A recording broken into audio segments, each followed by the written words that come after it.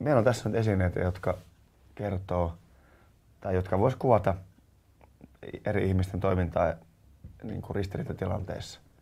Esimerkiksi nämä korotulpat kertoo siitä, miten niin kuin, jos sä puhut jotakin, niin mä oon muka kuuntelevina, niin, mutta sitten oikeasti en kuulekaan mitään. Mä suljin korvat sun puheelta. Okei, sitten täällä on tämmöinen tuoli. Yksi tämmöinen tapahan on, että asettuu ikään kuin tuolille seisomaan tai istumaan semmoiseen tietäjän asemaan, että kyllä minä tiedän paremmin, miten tässä pitäisi toimia. Ja sitten tää on tää oma suosikkini peitto. Tänne voi sitten piilota tänne omaan maailmaansa. Ja Joo, toi oli muuten mun äidillä. Se piiloutui ihan semmoiseen omaan maailmaansa, jos oli ristiriitoja. Joo. No sitten nämä fudiskengät tässä ehkä niinku kertoo, no ainakin en mä tiedä itellä välillä kun ottaa niin paljon päähän, niin sitten haluaa lähteä lenkille tai tekee jotain muuta fyysistä, hakkaamaan puita tai jotain muuta semmoista.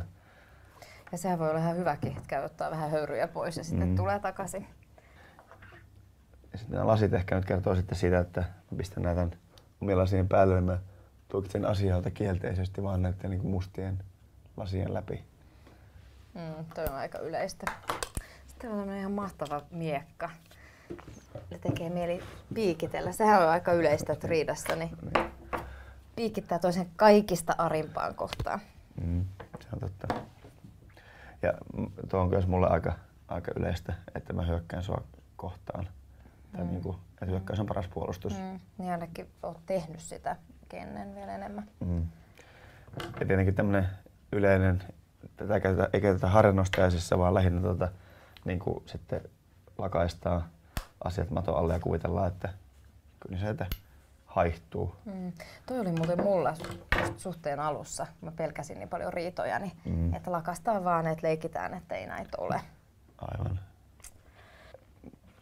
Tää pellenaamari. Mulla on kaikki nämä naamarit tällä kertaa.